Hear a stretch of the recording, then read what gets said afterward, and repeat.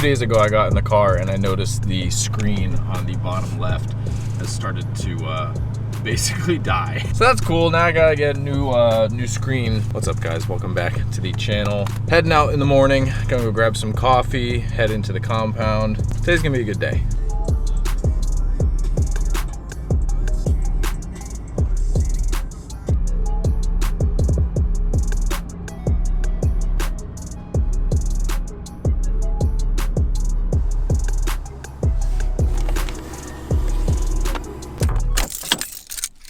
You guys want to know about a fun little Century fact that I just realized a couple weeks ago?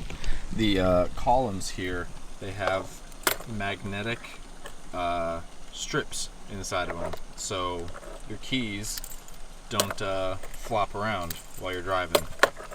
Kind of nice. Whoa! Good rig. Today is an amazing day because we are finally starting paint work on the Del Sol. It is finally time to get the Del Sol in some primer and finally get this thing out of Ray's prep shop. This thing has been in here for a long ass time and I've just lost track of time with the season and everything starting and other projects taking priority, but I wish I was able to have given you guys more updates as this thing sooner, but you guys know how it is. We're here, we're doing some Honda content, and we're gonna get this thing primed up today and ready for paint. The last time I was getting the edges, there's a couple more edges that I missed, so I'm just gonna make sure that they're 100% good, and then we'll clean this thing off, turn on the booth, and spray it in primer. I'm really sorry that there hasn't been a lot of update videos with this car since I've gotten it, and since I said all of my plans that I wanted to do with it. Hopefully you guys understand. I love driving the Century every single day, but it is an absolute hog on gas, and it would be a lifesaver to have this car in my life and be able to commute in it and relive the childhood days with my first car, because it'd be really fun. So let's get this thing prepped up and ready for some primer.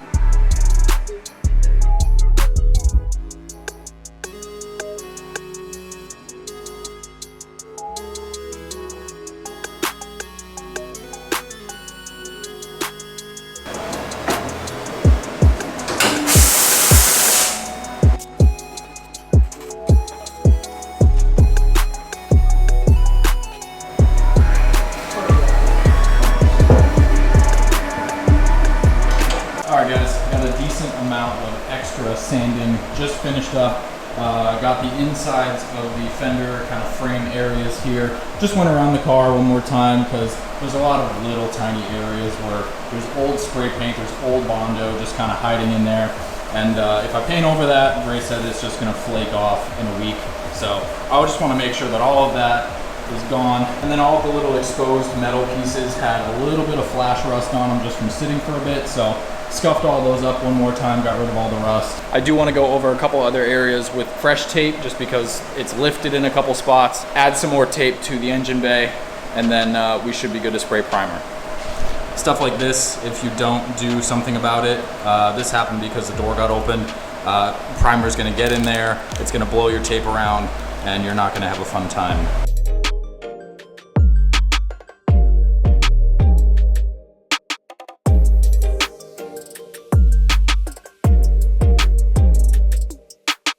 Car is officially sanded, taped up, wax and grease removed. I sprayed wax and grease remover on everything.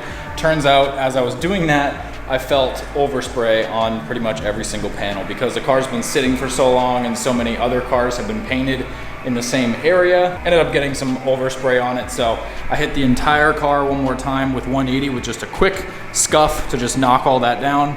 Wax and grease removed the entire car, and then I just went over it with a tack cloth just to get any dust, anything like that off. So now we should be good to primer. There's so many steps with this stuff, and I like learning it, but man, this is one of those tough ones. But I think it's ready to prime, so I'm not sure exactly how I'm gonna film it because primer is extremely messy and it gets on everything, so. All right, it's time to prime. I don't know how I'm gonna film this. I might try and put the camera off in the corner or something, but I really don't want to get primer on the camera, so I'm gonna figure something out.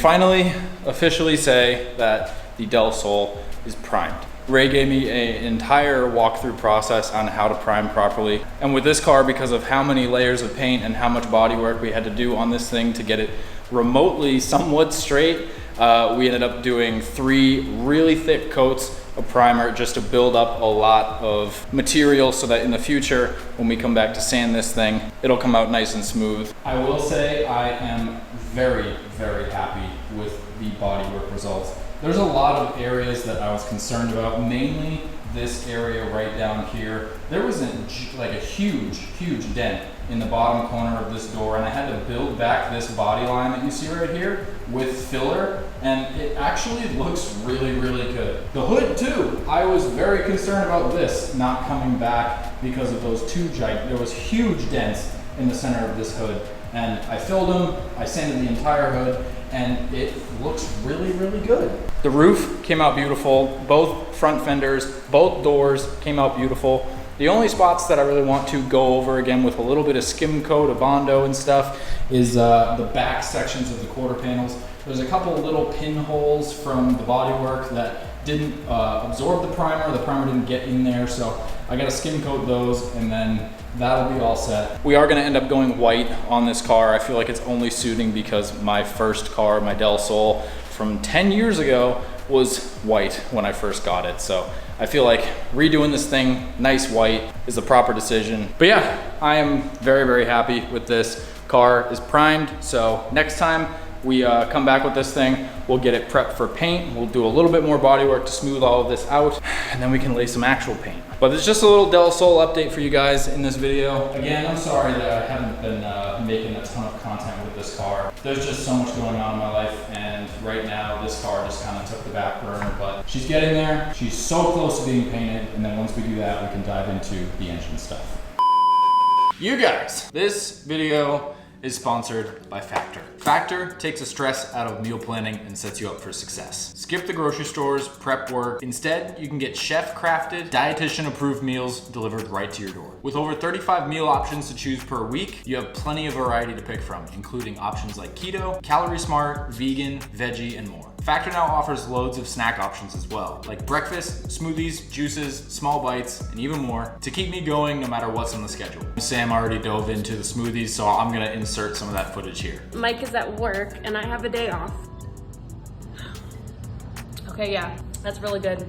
I could drink that regularly. This one has passed my test. When you're too busy and things get hectic, Factor is flexible. You can change your order up every week with plans from 4 to 18 meals per week, or you can pause or reschedule your deliveries anytime. We got Indian butter chicken, turkey chili and zucchini, creamy Parmesan chicken. This one's really hard to say. You knew, you Italian mother. Tomato goat cheese, cavatappi primavera. Okay. And sun-dried tomato chicken. I'm definitely doing the creamy parm chicken, and I'm gonna do a mango smoothie too. All right. What do you want for dinner tonight? Tomato chicken. Tomato chicken? In the microwave it goes for 2 minutes on high. Try broccoli. Broccoli hot. Let's try chicken. Okay, I didn't think zucchini was good, but this is actually good. Real food, real ingredients, better than takeout, tastes amazing. That's really good. Wow. If you guys want to save big, you can head to factor75.com or click the link at the top of my description and use code DivineMedia50 to save 50% off of your first box and 20% off your next month of orders. Once again, that's code DivineMedia50 at factor75.com. I want to give a massive, huge shout out to Factor75 for sponsoring this video. Now back to the video. I can't wait to get that car painted so we can finally dive into engine stuff, getting the old engine pulled out of my OG Del Sol, slapped in that thing. It's gonna be the best daily driver ever. But now we're gonna move on to the Ferrari, because I've been sitting on the first parts for this car to install for a little bit now, and I've just been itching to dive in and get started. I haven't driven this thing since I did the paint correction, and holy crap, it just looks insane. Next plans will definitely be to fix up the headlights, but for now, I'm gonna bring this thing over to the shop so that we can get to work on what we got.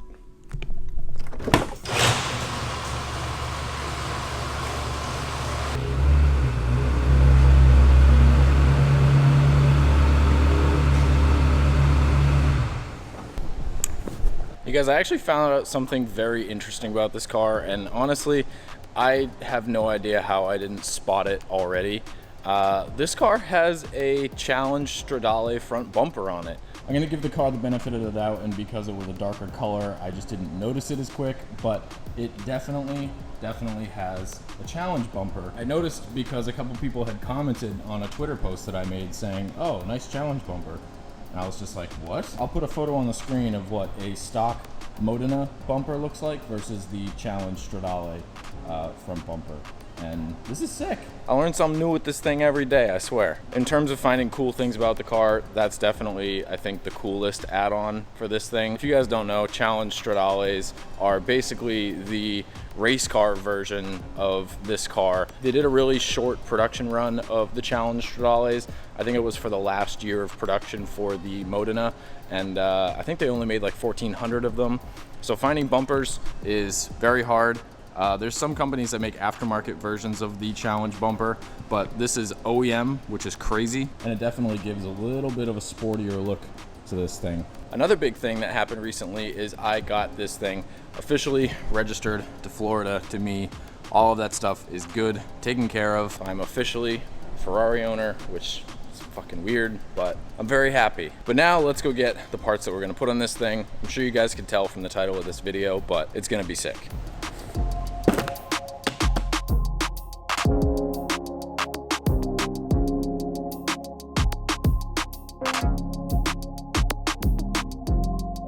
What I have in this box is a full set of Morimoto LED taillights for the back of the 360. In terms of LED lighting for these cars, Morimoto is like the king. They make extremely high quality LED lights for the 360, the 348, the 355, and I believe these taillights are also shared with the Enzo. I'm not entirely sure.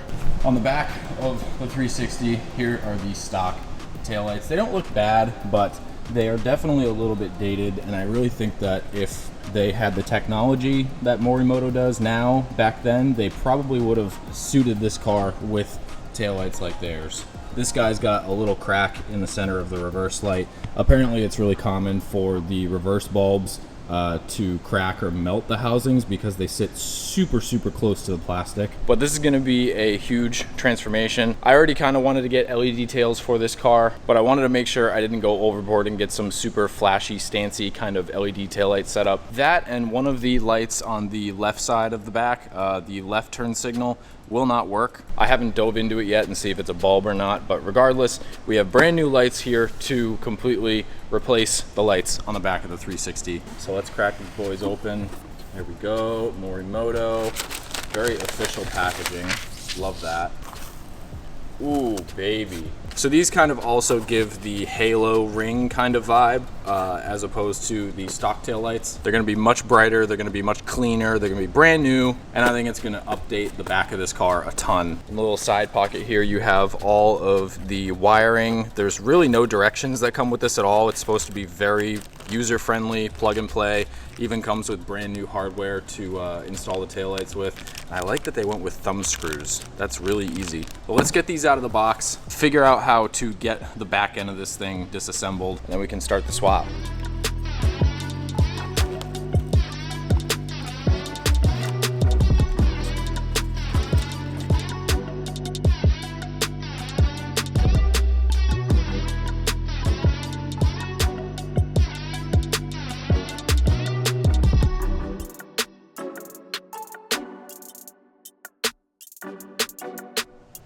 So according to the internet, it's really not that difficult to do this conversion. The entire back grille here, the Challenge Stradale grille, needs to come off, and that's basically just 12 10mm bolts that just kind of hold it throughout. Disconnect the lights, and then the entire panel will come off of the car. So I think that's the route that I'm gonna go. It's probably the easiest and the quickest route, rather than trying to pop taillights out individually while leaving the grille on the car. But I really think that this is going to update the back end of this car tremendously. Just looking at this difference, it's going to give it a little bit of a meaner kind of look, but not be ricey or kind of overdone. These also don't have any modes whatsoever. There's no dancing LED modes or anything like that. Just straight LED taillights, but I think they're going to look a ton better than the stock ones.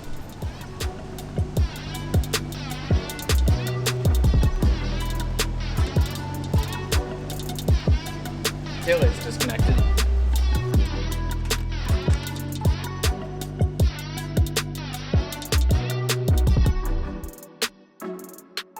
After this one, 2 more nuts to go. The whole thing should come off. Now the last one is in the very, very bottom corner of this, so it's a huge pain in the ass.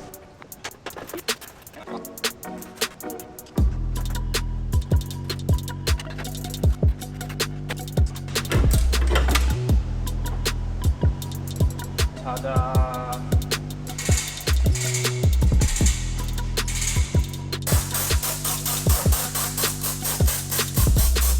You know I couldn't leave this panel dirty.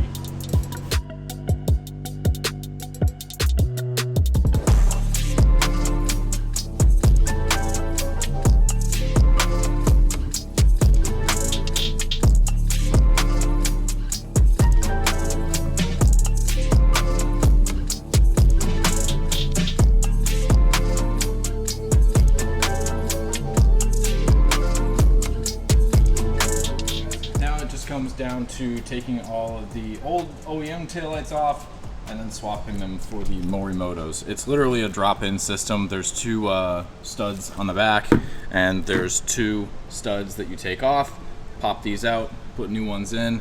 Pretty sure that these are all the same, and then same goes for the lights themselves. I don't think there's anything different between any of them. The Morimotos do come with new gaskets as well, but they're not hard mounted like the OEM ones are, so I just have to make sure that I get those lined up in there nicely. But yeah, in terms of this part of the swap, it's extremely straightforward, but I do want to figure out if this light was burnt out, or if maybe it's something to do with wiring, or maybe they had the plugs swapped for some weird reason. But we'll be able to tell in just a second. These little thumb screws come off. Oh, there's no bulb in there at all. Hold up.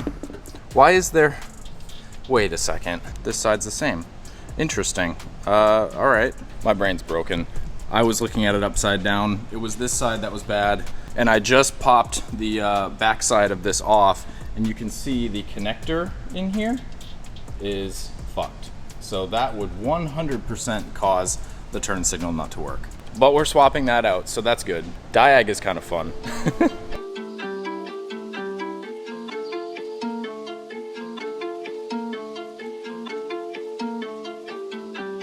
All right, here's a little after and before of what this thing is gonna look like. I can't see it, but I'm sure you guys can. Let's see if I can. Oh yeah. That is so much better. Yeah, that modernizes the whole car. This is fucking sick. Look at that. It reminds me a lot of the F430. I know Alex Martini did the same LEDs on his F430 from Morimoto, and they looked amazing. So I knew when it came to pick lights for the car, these were gonna be my choice. They just look phenomenal. But yeah, let's get the passenger side all swapped out, and then we can figure out the wiring and install it back in the car. So I don't know why I do this all the time when I'm making videos, just talking about things. Look at this, look at that, look at this. It's really annoying. I need to stop doing it.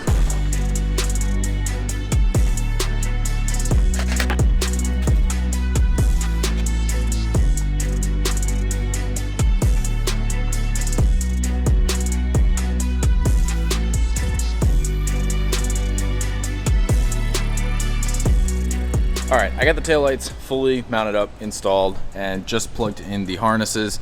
They can only go one way, so it's extremely easy to install, and just comes with those little resistors. Harness plugs into the lights, and then these 2 plugs here plug into the factory connectors on both sides. And then it just comes with some nice tape to kind of stick these off out of the way in the engine bay, away from heat and things like that. So we should be good to put this whole entire assembly back in the car, slowly put all the bolts and stuff back in, and then test it for the first time, which I'm really excited about. You can see I laid out all of the bolts in order to how this thing came off, so I'll just reverse all of that, put it all back together, and we should be ready to rip.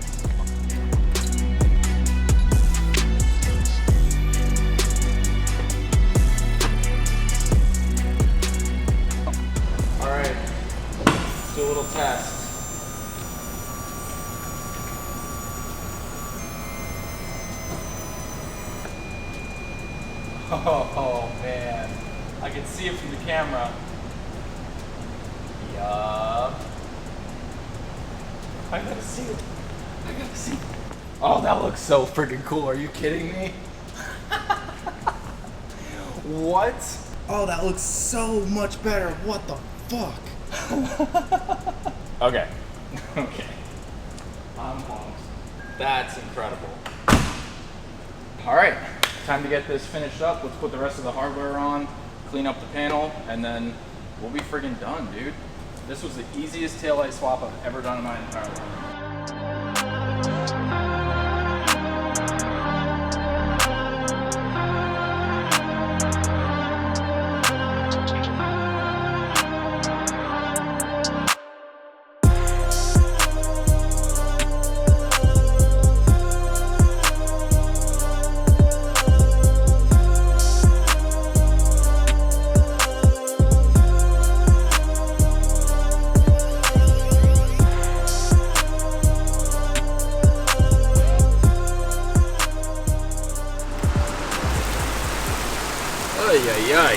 These friggin' lights look phenomenal on this car. Sorry if you guys can't hear me well because of the rain, but it looks insane. The back end of this thing transformed so much just from doing that. And when they're on and they're working and they're functioning, they look so fucking cool. They fit the vibe of the car. They really kind of give that sinister, evil eye kind of look for the back of it. And they're not over the top. They're not flashy. It just suits the car so well. Now that I have the car registered, insured, everything's all good to go, I can finally confidently start doing more extensive things. And I think next up is going to be suspension. For those of you that know me by now, you can probably get an idea of the suspension that I'm going to end up going with for this car. But I got some things in the works. It's going to be amazing. You guys will hear about that very soon. A generator. When the power goes out. If you guys made it this far into the video, I just want to say I appreciate you very much. And I just wanted to pick your guys' brain about something. And I want to see comments in the description because it's something that I've been thinking about doing for a while now. And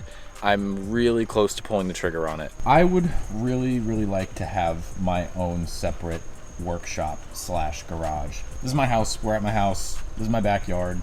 And it's a very big backyard. My house has an attached 2-car garage on it. You guys have seen me renovate that in a few videos before, but there's really not a whole lot of space in there to do the stuff that I need to, and the ceiling inside of the garage is too low to where I can't mount a lift. Now, I've done a ton of shopping online for garages. I've done a ton of research on permitting and concrete and trying to get everything laid out, and I think it's doable. This would be the section here. It's kind of hard to see, but I did put some rebar stakes down.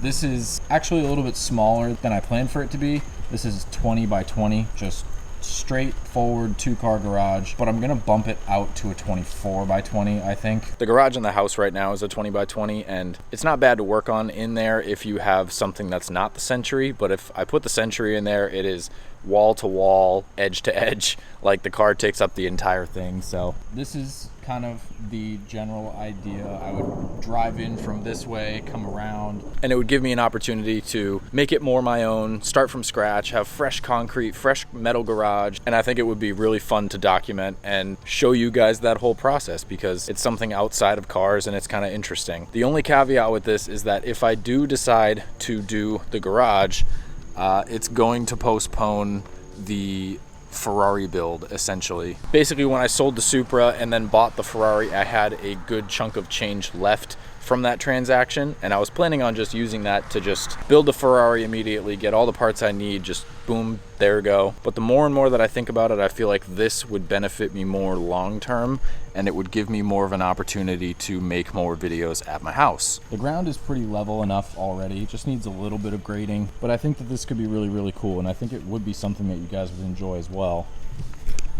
So leave it down in the comments what you guys think I should do. I'm leaning pretty heavily on doing the garage right now as opposed to just buying all the parts for the car and just building that immediately. It'll give me more time to enjoy it. It'll give me more time to work on the Del Sol anyways. You guys want to see more content with that. So in my mind, I could work on the Del Sol for the next couple months while this is going on and document this.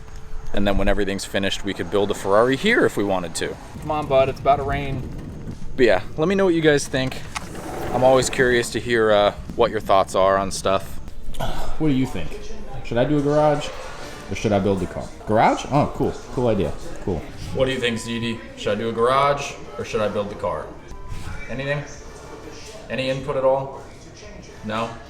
Let me know. Hope you guys enjoyed the video, and I'll see you in the next one.